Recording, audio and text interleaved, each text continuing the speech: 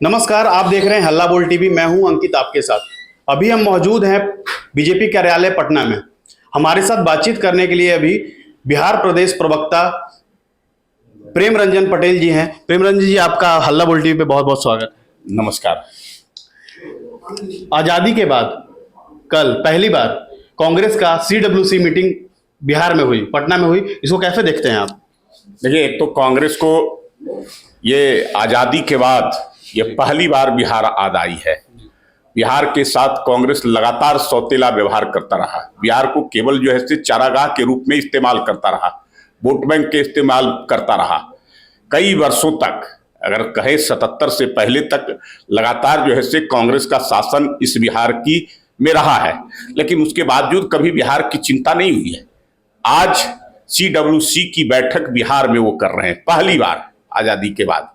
तो उस बैठक में अब मैं तो समझ रहा हूं कि वो बैठक केवल जो है तेजस्वी यादव पर दबाव बनाने के लिए है और अपनी साख बचाने के लिए। कह सकते हैं कि जो उनका वजूद है उस वजूद को कैसे बरकरार रखा जाए, इसके लिए वो बैठक कर रहे हैं। अभी हाल में आए थे राहुल गांधी वोट अधिकार यात्रा पर जी। और वोट अधिकार यात्रा में आए और उसके बाद उन्होंने किन लोगों को अपने साथ लाया। साथ में तेजस्वी यादव भी घूम रहे थे, लेकिन MK स्टालिन, रेवंत रेड्डी, अब कौन लोग हैं जिन्होंने बिहारियों को गाली देने का काम किया, जिसने बिहार के DNA पर सवाल उठाने का काम किया, अपने राज्यों के अंदर में चुन चुन कर करके, चिन्हित कर कर करके हिंदी बोलने वाले लोगों पर जो है उन्होंने हमले करवाए और उनको अपने राज्यों से बाहर जाने के लिए मजबूर करने का काम किया। और इतना ही नहीं, उनके सांसदों ने कहा कि जो आते हैं बिहार से लोग, ये हमारे यहाँ टॉयलेट क्लीनर का काम करते हैं। ये लोग जो है पान और गुटखा खा कर करके हमारे राज्य को जो है गंदा कर देते हैं। ये लोग जो है हमारे राज्य के संसाधनों पर कब्जा करते हैं, हमारे यहाँ टैक्सों की चोरी करते हैं। इस प्रकार की जो है बात करने वाले लोगों को राहुल गांधी ला कर करके और तेजस्वी के सामने उनको सम्मान देना, अपनी यात्रा में शामिल करना, इस बात को है कि बिहार को और जले पर नमक छिड़कने के काम उन्होंने किया है। और तेजस्वी यादव चुपचाप मूक दर्शक बन कर करके देख रहे हैं। इसलिए तेजस्वी यादव उनको प्रधानमंत्री बना रहे थे।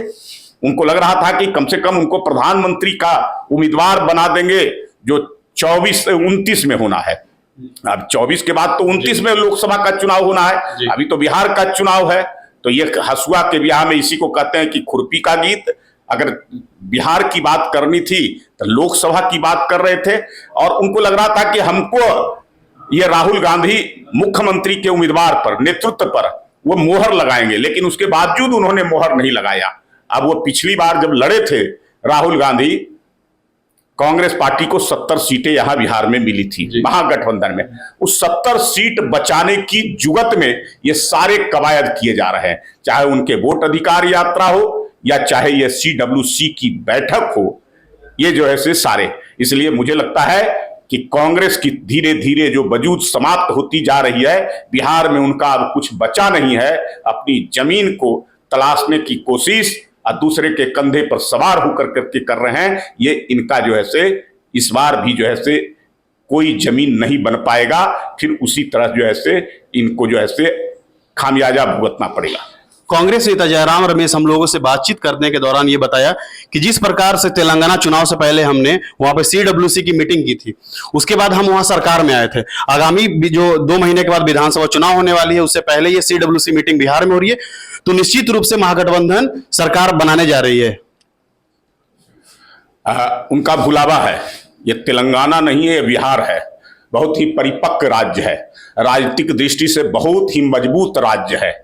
ये मैसेज देने वाला, संदेश देने वाला और दिशा और दशा राजनीति की तय करने वाला राज्य है। इसलिए ये ना समझे कि केवल CWC की बैठक कर करके और बिहार के लोगों के साथ जो अब तक सौतेला व्यवहार करते रहे, बिहार के साथ जिस प्रकार से योजना और विकास से मरहूम रखने का काम किए हैं, तो उस पर जो है से बिहार के लोग जो है से खुश हो जाएंगे और बिहार के लोग उनके समर्थन में आ जाएंगे। बिहार अपना हक बनाना और अपनी जिम्मेवारी का निर्वहन करना ये जानता है कि कौन मेरा भला कर सकता है, कैसे हमारा बिहार का विकास हो सकता है, बिहार आगे कर सकता है, बिहार प्रगति कर सकता है।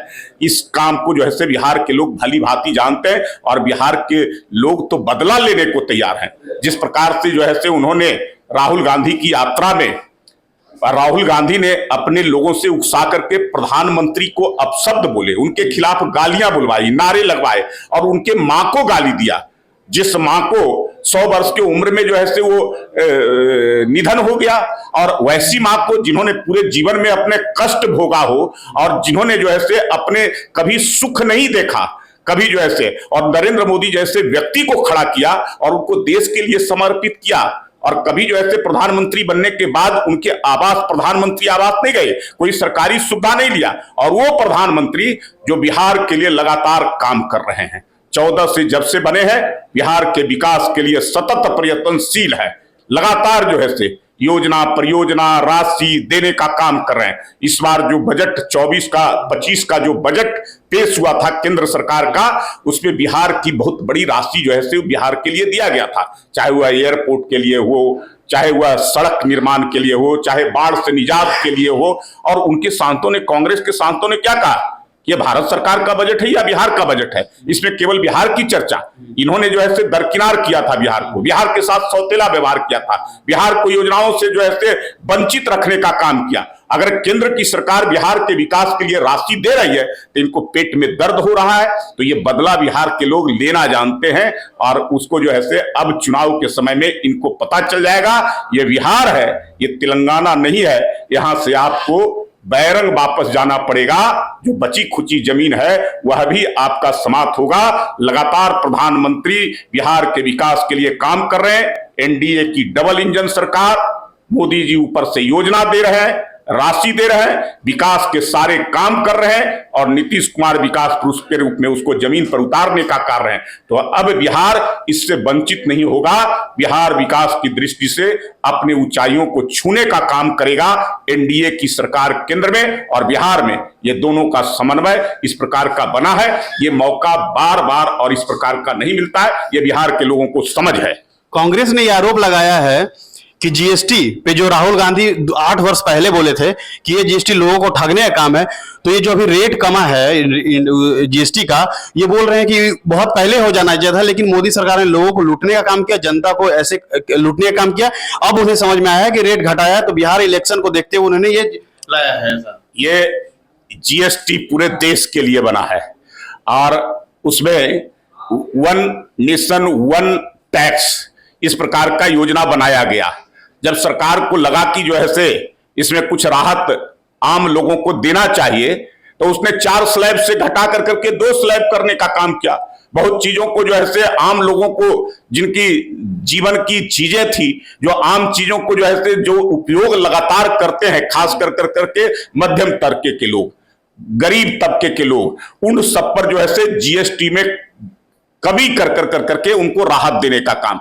राहुल गांधी केवल भाषण देते हैं, बोलते हैं, घोषणा करते हैं, लेकिन कभी कार्य रूप में नहीं किए। उनकी सरकार पहले थी, लेकिन अपने सरकार में 2004 से 14 तक उन्होंने क्या क्या किया, कितने घोटाले हुए बड़े बड़े जो है से, और उनके आधे दर्जन से ज्यादा मंत्रियों को जेल जाना पड़ा।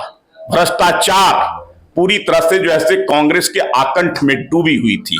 तो राहुल गांधी को आज जब सत्ता से बाहर आ जाते हैं, तब उसके बाद सारी चीज उनको दिखाई पड़ने लगता है। अब जब सत्ता में रहते हैं तो अपने अनुरूप, अपने अनुसार चलाते हैं और रिमोट से उस सरकार को चलाने का काम करते हैं। ये सबको पता है कि कांग्रेस गरीबों के साथ अन्याय करती रही है, कभी गरीबों की चिंता नहीं की। गरीबों के लिए केवल जो है से नारे गढ़ते हैं, वोट बैंक के रूप में उनको इस्तेमाल करते हैं, लेकिन उनके लिए अगर राहत देना हो, उनके लिए अगर काम करना हो, वो काम नहीं करते हैं। उनके समय में लगातार गरीबों की संख्या बढ़ती रही।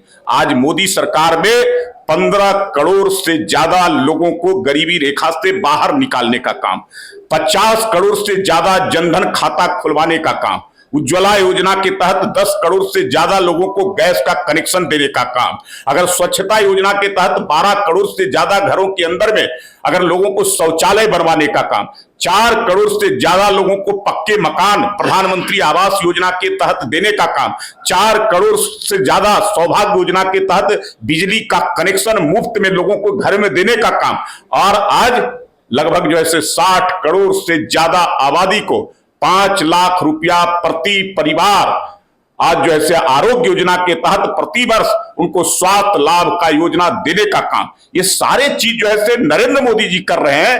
तो गरीबों की बात कर रहे हैं, वो जो है लोगों की बात कर रहे हैं। अरे इससे जो है गरीबों को सबसे ज्यादा अगर लाभ हो रहा है, अगर गरीबों की माली हालत ठीक हो रही है, अगर गरीबों की स्थिति सुधर रही है, उनका जीवन स्तर सुधर रहा है, तो ये मोदी जी की सोच है, मोदी जी के क्रियान्वयन किए हुए योजना और कार्यक्रम के कारण ये संभव हो रहा है। इसलिए आज देश की जनता इनके लाख कोशिशों के बावजूद तीसरी बार नरेंद्र मोदी को प्रधानमंत्री बनाया है। आज देश आज समझ रहा है कि ये पहली ऐसी सरकार आजादी के बाद देश के अंदर में मोदी जी के नेतृत्व में बनी है जो कम से कम गरीबों की चिंता कर रही है, गरीबों की जो है सोच उनके दिमाग में है। इसलिए कि नरेंद्र मोदी जी भी गरीब घर में पैदा लिए थे, जिनके पिताजी चाय बेचने का काम करते थे, तो गरीबों की गरीबी सहन करने का काम और उसको नजदीक से देखने का काम मोदी जी ने किया है। इसलिए उसकी चिंता ये कर रहे हैं, कांग्रेस कभी इसकी चिंता नहीं की। मंत्री अशोक चौधरी पे जो आरोप लगा है, तो क्या मंत्री अशोक चौधरी को मीडिया के सामने अपना पक्ष रखना चाहिए? इससे तो बीजेपी की भी साथ छवि खराब हो रही है। ये मंत्री बताएंगे, आरोप लगा है, निश्चित तौर पे जो है उनको आकर कर करके अपनी बातों को रखना चाहिए। क्या गठबंधन एनडीए गठबंधन में सारा कुछ ठीक है? क्योंकि पिछले कुछ दिनों पहले चिराग का एक बयान आया था कि जहां सम्मान नहीं है वहां गठबंधन में रहने के क्या फायदे।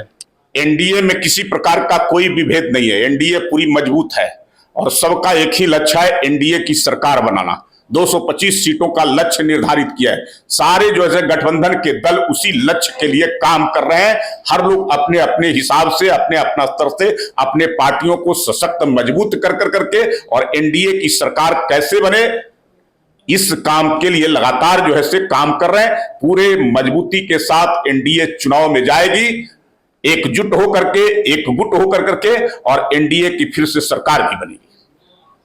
जी, अभी आपने सुना प्रिय रंजन जी को, इन्होंने कहा कि 2025 में फिर से डबल इंजन की सरकार बिहार में बनने जा रही है। आपकी क्या राय है कमेंट बॉक्स में जरूर दें। आगे की खबरों के लिए बने रहें हल्ला बोल टीवी के साथ। धन्यवाद।